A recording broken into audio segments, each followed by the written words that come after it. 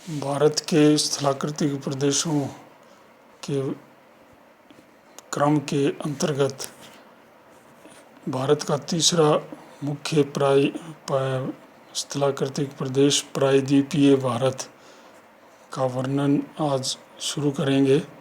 प्रथम तो उत्तरी पर्वतीय प्रदेश, दूसरा उत्तर का वृहत मैदान, और ये तीसरा जो अब शुरू करने जा रहे हैं वो है प्रायद्वीपीय भारत।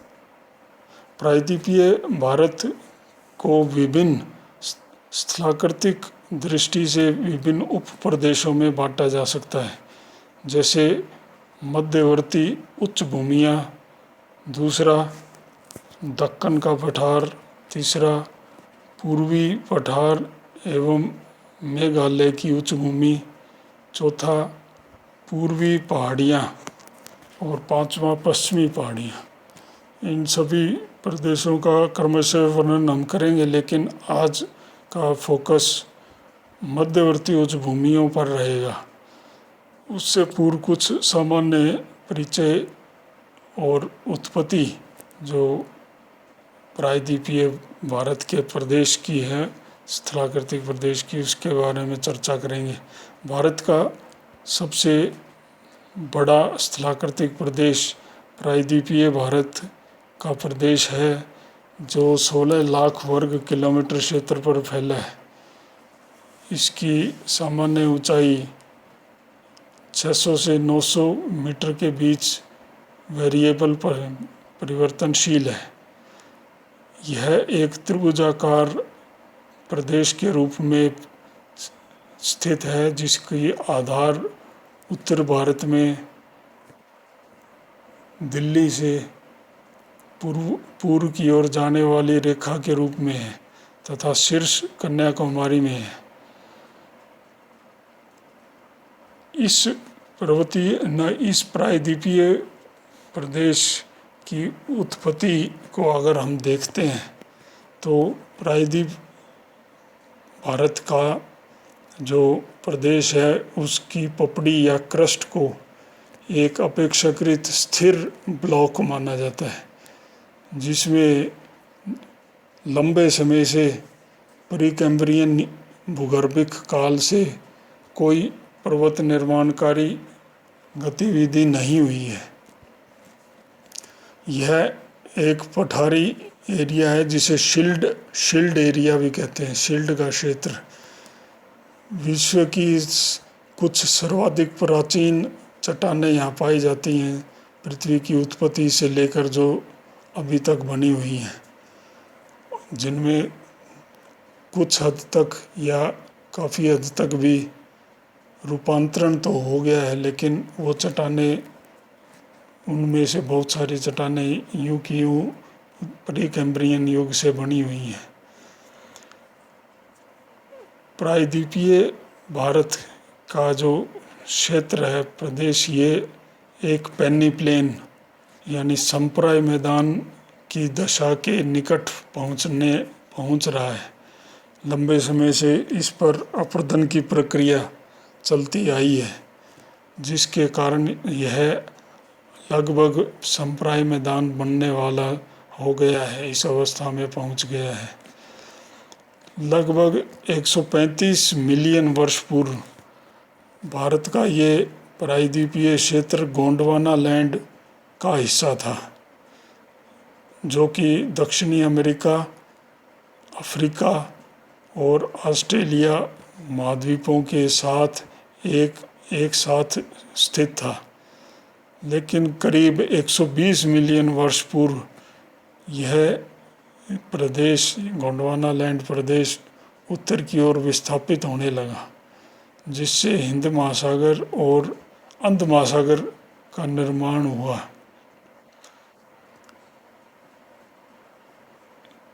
प्रायद्वीपीय भारत के पूर्व तथा पश्चिम के हिस्से में भूमि के अवस्वलन मतलब नीचे दबने के कारण क्रमशः पूर्व में बंगाल की खाड़ी और पश्चिम में अरब सागर का निर्माण हुआ। इसलिए कई बार प्रायद्वीपीय भारत के इस प्रदेश को हॉर्स्ट प्रदेश भी कहा जाता है, जो एक ब्लॉक पर्वत की तरह, ब्लॉक की तरह ऊपर स्थिर खड़ा रहा, जबकि दोनों तरफ के हिस्से नीचे बैठ गए। प्रायद्वीपीय पठार या प्रायद्वीपीय भारत की उत्पत्ति के कुछ बिंदुओं के चर्चा के बाद हम इसकी प्रथम उप प्रदेश अर्थात उत्तरी मध्यवर्ती उच्च भूमियों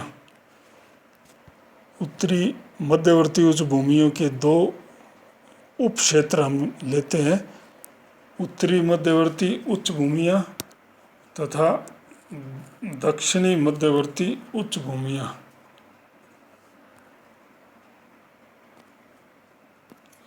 उत्तरी मध्यवर्ती उच्च भूमि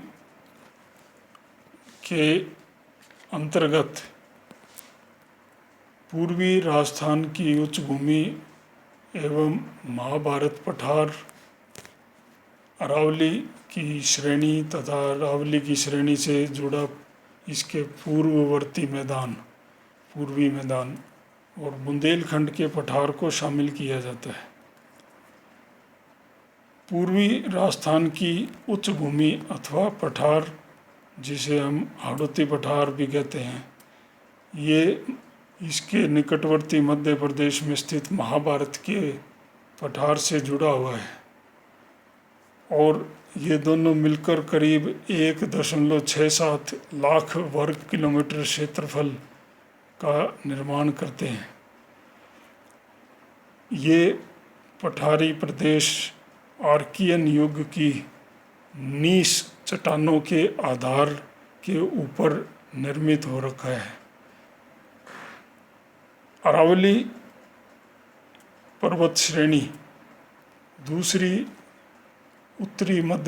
भारत के उत्तरी मध्यवर्ती उच्च भूमियों के दूसरा उप प्रदेश है। ये प्री कैम्ब्रियन युग में एक महान पर्वत श्रेणी थी, जो वलित पर्वतों का उदाहरण है और करीब 700 किलोमीटर में अब भी पाई जाती है, लेकिन यह पर्वत श्रेणी अब एक अवशिष्ट पर्वत श्रेणी के रूप में ही बच गई है। यह पर्वत श्रेणी मुख्यतः रूपांतरित चट्टानों जैसे क्वार्टजाइट, नीस और शिस्ट से बनी है, जो प्री कैम्ब्रियन युग की पुरानी शैलें हैं। अरावली के पूर्व की ओर जो मैदानी प्रदेश है, उसे राजस्थान का पूर्वी मैदान भी बोलते हैं। ये चंबल नदी की निम्न भूमि के रूप में, चंबल और बनास नदियों की निम्न भूमि के रूप में हम देखते हैं, इसका वर्णन करते हैं। बनास नदी के मैदान संप्राय मैदान के उदाहरण है।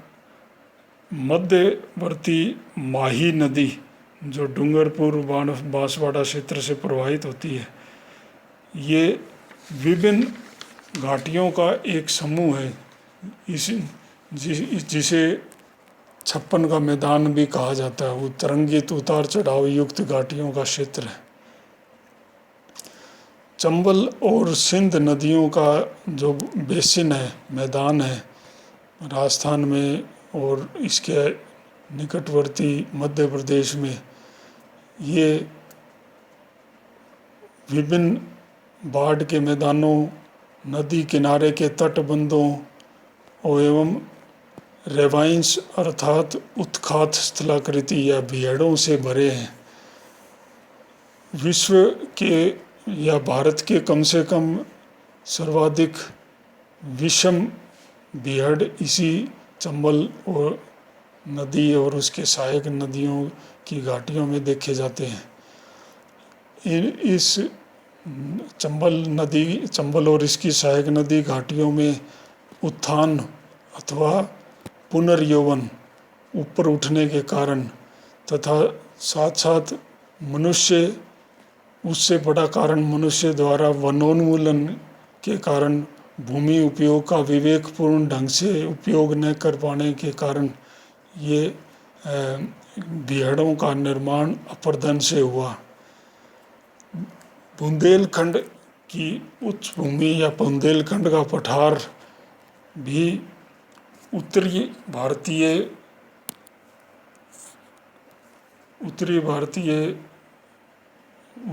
मध्यवर्ती उच्च भूमि का ही एक उप प्रदेश है। बुंदेलखंड की उच्च भूमि को सीमांकित करने वाली उत्तर में यमुना नदी, दक्षिण में विंध्यन पठार, उत्तर पश्चिम में चंबल नदी तथा दक्षिण पूर्व की ओर मध्य प्रदेश में पन्ना अजयगढ़ की श्रेणियां हैं। पन्ना जो कि हीरे की खदानों के लिए जाना जाता है।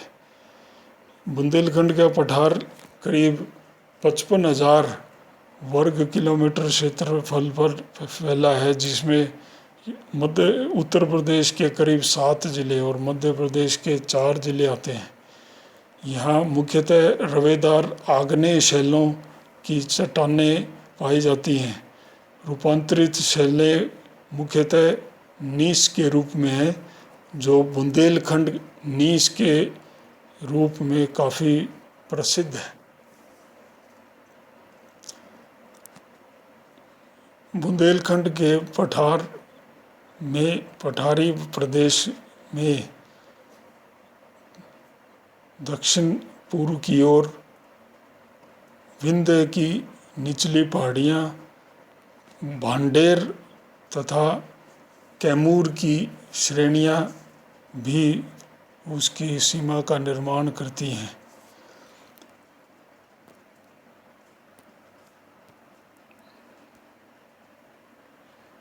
दूसरा जो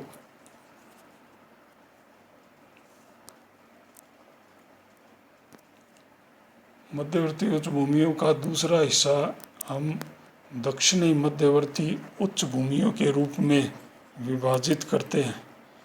दक्षिणी मध्यवर्ती उच्च भूमि का एक बड़ा हिस्सा मालवा पठार कहलाता है। मालवा पठार काले बेसाल्ट लावे के निक्षेपण से बना है। मालवा का पठार करीब 550 किलोमीटर लंबा और 390 यानी 400 किलोमीटर के करीब चौड़ा है और 1.5 लाख वर्ग किलोमीटर क्षेत्रफल पर फैला हुआ है। इसके उत्तर में अरावली की पहाड़ियाँ पर्वत श्रेणियाँ, दक्षिण में विंध्य पर्वत और पूर्व में बुंदेलखंड का पठार जो अभी वर्णित किया वो स्थित है। ये अत्यंत जटिल भूगर्भिक संरचना वाला पठारी क्षेत्र है, जिसकी अपवा तंत्र आंशिक रूप से बंगाल की खाड़ी में जो चंबल, बेतवा आदि नदियों के द्वारा और आंशिक रूप से अरब सागर में जो नर्मदा, ताप्ती, माही नदी तंत्र के द्वारा वहाँ पहुँचता है। पश्चिमी विंध्य प्रदेश एक कगारी प्रदेश है जो मालवा पठार के दक्षिण पश्चिम की ओर स्थित है। विंध्य के कगार मुख्यतः बलुआ पत्थर या सैंडस्टोन से बने हैं। भांडेर तथा कैमूर की पर्वत श्रेणियाँ या पहाड़ियाँ या श्रेणियाँ नर्मदा से सोन नदी नर्मदा और पश्चिम की ओर बहती है और उसी के पास से उत्पन्न होकर पूर्व की ओर चलने वाली नदी सोन है। नर्मदा और सोन दोनों नदियों को हम भ्रंश घाटियों के रूप में देखते हैं। तो नर्मदा और सोन नदी की भ्रंश घाटी के पास विंध्य की कगार भूमि और इसी के आसपास भांडेर तथा कैमूर पर्वत पहाड़ी श्रेणियाँ पाई जाती हैं। इन भांडेर तथा कैमूर के कगार पर्वतीय कगार क्षेत्रों के बीच मध्य प्रदेश के सतना, रीवा तथा उत्तर प्रदेश के मिर्ज़ापुर के पठारी क्षेत्र आते हैं। दक्षिणी मध्यवर्ती उच्च भूमि जो भारत के मध्य में है, अभी मानचित्र में हम देखेंगे, और उसके उत्तरी और दक्षिण दो उपभाग हम करते हैं। दक्षिणी मध्यवर्ती उच्च भूमि का जो तीसरा प्रदेश है वो विंध्य श्रेणियों के रूप में है। विंध्य पर्वत श्रेणी गुजरात में जोबट से लेकर बिहार में सासाराम जिले तक करीब 1050 किलोमीटर लंबी है तथा इसकी औसत ऊंचाई 450 से 600 मीटर के बीच में है। ये एक महत्वपूर्ण जल विभाजक है जिससे निकलने वाली नदियाँ उत्तरी भारत की ओर या दक्षिणी प्रायद्वीप की ओर प्रवाहित होती हैं। दक्कन के पठार की ये उत्तरी सीमा का भी निर्माण विंध्य श्रेणी से होता है। विंध्य श्रेणी की उत्तरी ढाल अपेक्षाकृत मंद है, जबकि दक्षिणी ढाल जो नर्मदा नदी की तरफ है वो एकदम खड़े कगार के रूप में है। प्री कैम्ब्रियन युग का यह ऊंचा पर्वत अब एक अवशिष्ट या घिसे हुए पर्वत के रूप में शेष रह गया है। इस पर्वत श्रेणी में चूना पत्थर, शेल, बलुआ पत्थर के साथ साथ रूपांतरित शैलें जैसे क्वार्टजाइट एवं मार्बल यानी कि संगमरमर भी इक्के दुक्के या दूर दूर के स्थानों पर पाए जाते हैं।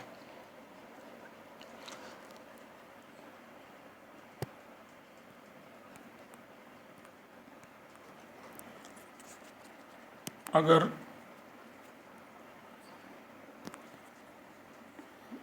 मानचित्र में मध्यवर्ती भारत के उच्च भूमि या मध्य भारत के पठारी प्रदेश का अध्ययन करें, उसका वितरण देखें, तो सबसे पश्चिम में अरावली श्रेणी आती है। इस अरावली श्रेणी के पूर्व की ओर का जो भाग है वहाँ हाड़ौती का पठार यहाँ पाया जाता है। हाड़ौती का पठार और हाड़ौती के पठार तथा अरावली श्रेणियों के बीच में पूर्वी मैदान जिसे राजस्थान का पूर्वी मैदान बोलते हैं, ये स्थित है, जिसे चंबल या उसकी सहायक बनास नदी द्वारा अपवाहित किया जाता है। इस मैदान का विस्तार डूंगरपुर बांसवाड़ा के में तरंगित घाटियों के रूप में भी है, जिसमें माही नदी गुजरात की ओर प्रवाहित करती है। हाड़ौती के इस पठारी प्रदेश के पूर्व की ओर बुंदेलखंड का पठार पाया जाता है। बुंदेलखंड का पठार अभी वर्णित किया, ये मध्यवर्ती भारत के पठारी प्रदेश या मध्यवर्ती उच्च भूमि प्रदेश के उत्तरी भाग का हिस्सा है। मध्यवर्ती भारत की उच्च भूमियों का जो दक्षिणी हिस्सा है, दक्षिणी मध्यवर्ती जो उच्च भूमि है, उसका दूसरा स्थल रूप है विंध्य की श्रेणियाँ। विंध्य की श्रेणियाँ दक्षिण अपने पश्चिमी सिरे की ओर ज़्यादा ऊंची और खड़े कगार के रूप में है, जबकि पूर्व की ओर ये भांडेर और कैमूर श्रेणियों के रूप में आगे पहुंचती हैं। यहाँ इनकी ऊंचाई अपेक्षाकृत कम होती जाती है। विंध्य श्रेणी के उत्तर की ओर